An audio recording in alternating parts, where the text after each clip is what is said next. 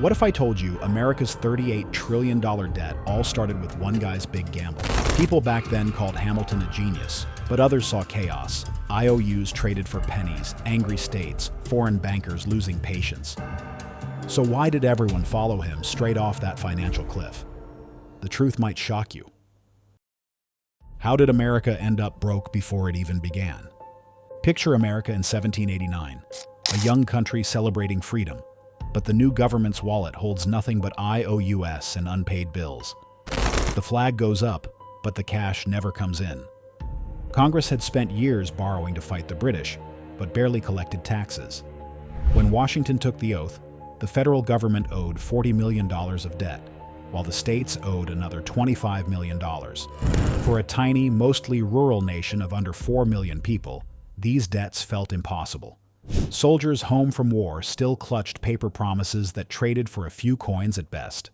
Speculators swept in fast, buying up those IOUs for pennies.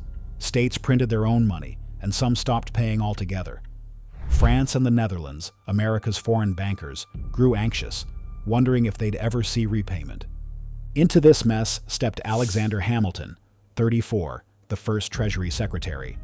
Unlike most, he saw opportunity where others saw crisis. Hamilton believed debt could knit the Union together. His vision: turn the mountain of IOUs into a badge of reliability and a source of power. The problem: how to do it when so many opposed any plan that helped speculators or forced frugal states to pay for reckless ones. Hamilton started with one principle: public credit must mean something. America should never miss a payment. Debt, managed well, would turn shame into strength. With reliable bonds, the government could always borrow at fair rates, pay its bills, and fund roads, armies, and trade. The catch? Congress would need to embrace a plan that rewarded speculators and gave the new federal government huge financial muscle. He called his plan Assumption. The idea was to fold all the debts, federal and state, into one, backed by the full faith of the United States. That technical word, assumption, set up the next fight, the next story, and the legacy that lives on in every Treasury auction today. If you're enjoying this story, hit that subscribe button and drop a like so this series reaches every viewer out there. Hamilton's vision had one big gamble left. Could he unite a divided Congress, angry states, and skeptical creditors around his plan, or would the country splinter over money before it really began? Why would Hamilton make the nation's debt his secret weapon? January 1790, Hamilton sent Congress his report on public credit, but behind the paperwork was a bold plan to flip chaos into national leverage. Step 1. Pay all federal IOUs at full value, funding at par. Even if speculators bought them for dimes, the government would treat them as worth $1. Step 2. Take on $21.5 million in state debts and roll everything into a single national pile.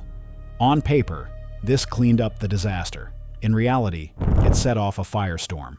Veterans who sold IOUs for food saw rich men about to profit big. Virginia, already paying its debts, felt punished for being responsible, while Massachusetts, deep in red ink, got rescued.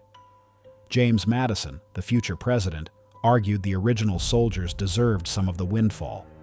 Others warned that this assumption gave too much power to the federal government at the expense of the states. Hamilton knew he needed more than logic. He needed a deal. That summer, in a house near Wall Street, he sat down for the most famous dinner in U.S. history with Thomas Jefferson and James Madison. The deal was simple. Jefferson would help get Southern votes for Hamilton's debt plan. In return, Hamilton would support putting the nation's new capital on the Potomac, future home of Washington, D.C. Both sides got what they wanted, but it changed the country forever. Suddenly, America had a single, tradable federal debt, watched closely by rich investors in Europe and New York. The new bonds became a kind of glue, giving creditors a stake in the success of the federal government. Hamilton knew that if powerful men in London, Paris, and Philadelphia depended on U.S. debt, they would root for the Union to survive. Critics fumed, but the effect was set. American national debt stopped being a leftover mess and became a tool of unity and leverage. With that, Hamilton opened the door to a new institution that would supercharge his system, a national bank. ready to turn government debt into everyday financial fuel. What happens when Wall Street starts in a tavern and turns into a powerhouse? In 1791, a new building went up that looked like just another federal project. Inside, though, Hamilton had planted a machine that could reshape the entire country. It was the first bank of the United States, built to function as the financial heart of the new republic. Congress granted it a 20-year charter. $10 million of capital backed it, a huge figure for a nation barely out of its cradle. The government took 1/5. Private investors bought the rest, and here Hamilton made his boldest move. They could buy bank stock using federal bonds. That single rule sent demand for government debt surging, lifting bond prices and pulling wealthy investors straight into the government's orbit. It worked exactly the way Hamilton predicted.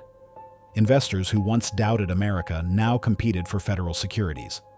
Foreign bankers from Amsterdam and London began treating U.S. bonds like serious instruments.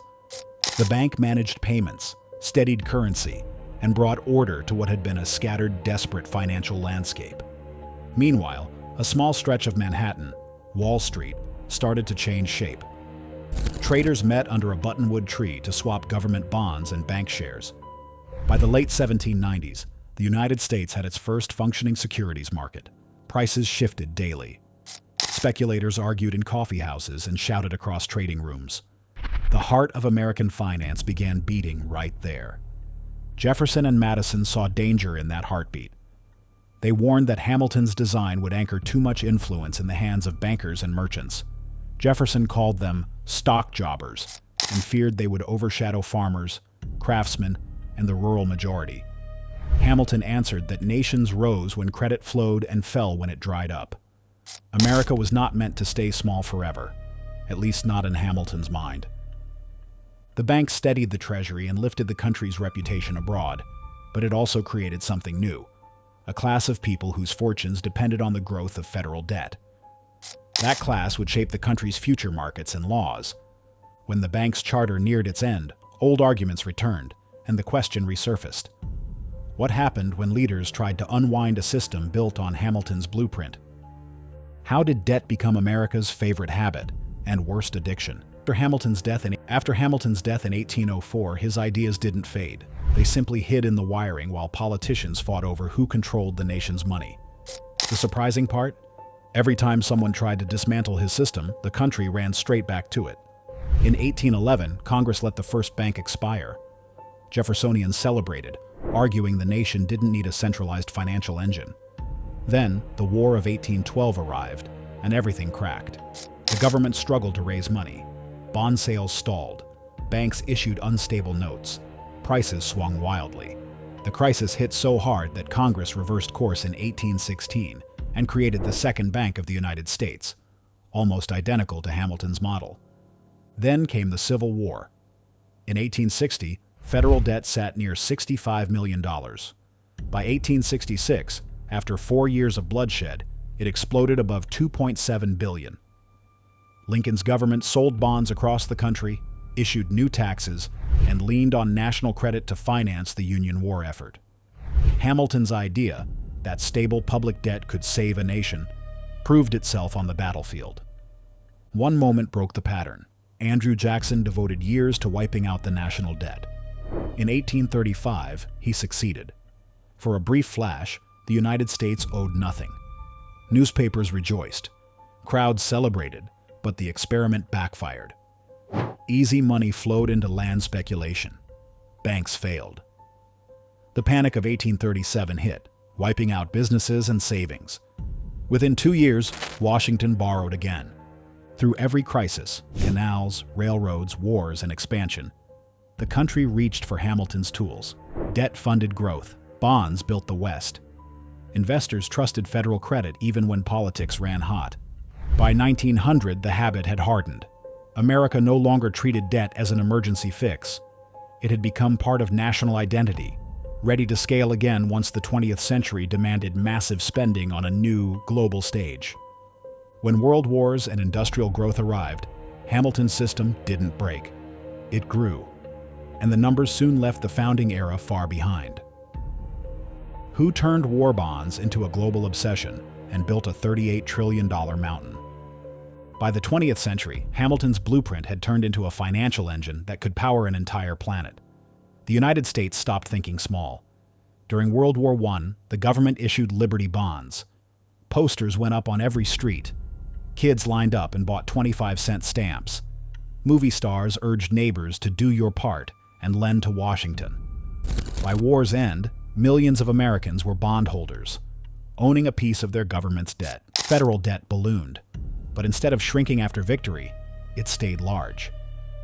New Deal projects in the 1930s, then World War II, demanded even more borrowing. By 1946, federal debt topped 119% of U.S. GDP, dwarfing anything the founders could imagine. Treasury bonds became the world's safest asset. At Bretton Woods, other countries tied their currencies to the dollar, which was backed by the endless river of U.S. government bonds. After the war, Washington discovered that deficit spending could finance highways, science labs, college grants, and space rockets. Every president, no matter the party, leaned on the power of the bond market. By the 1980s, tax cuts, Cold War defense, and social programs sent debt soaring again. In the early 2000s, wars in Afghanistan and Iraq added trillions more. The 2008 financial crisis saw bailouts and stimulus that pushed debt to new highs. Then the pandemic hit. In just 2 years, Congress approved more than $5 trillion in rescue and relief. The Federal Reserve bought up government bonds to keep interest rates low. By late 2025, total U.S. federal debt blew past $38 trillion, a figure so big it felt unreal, more than the entire U.S. economy produces in a year. Hamilton's original idea, that debt could bind the nation, had become the foundation of the world's biggest financial system. The question now echoed everywhere: could America keep stacking debt forever, or would the bill finally come due? Is there any way out of Hamilton's trap, or are we all in now? Put the numbers side by side and the contrast is almost absurd. In 1790, Hamilton managed $80 to $90 million in debt. Today's figure stands at $38 trillion and rising, with no sign of slowing down. The Treasury keeps issuing bonds. The world keeps buying them. Banks, insurance companies, pension funds, and even foreign governments rely on U.S. debt as the ultimate safe investment. This reality shapes every fight in Congress. Debt ceiling battles threaten government shutdowns. Economists warn that rising interest costs could choke off other spending, from Social Security to defense. The Congressional Budget Office projects debt climbing from around 100% of GDP into uncharted territory in coming decades. Still, every time a crisis hits, a war, a pandemic, a recession, Washington goes back to the Hamilton playbook: borrow, spend, let the future sort it out. That deep market for treasuries gives America the power to act fast and big, but every new dollar of debt locks the system tighter into a world Hamilton set in motion. Some call for paying it down. Others say size doesn't matter as long as the world keeps faith. The real pressure point is this: so much of the global economy leans on the idea that the United States will always pay. If that faith ever cracks, the shock would ripple from Wall Street to every corner of the planet. So, 2 centuries after Hamilton's gamble, America lives in the world he built. Debt powers its ambitions, but also threatens to limit them. Each new headline about a $1 trillion deficit leads back to the same old question: can the nation change course? Or does it just keep running the tab higher, one crisis at a time? The answer still hangs in the balance. The real story of America's debt is just getting started. The next twist changes everything you thought you knew. Click the next video before it disappears. Another hidden chapter is waiting for you.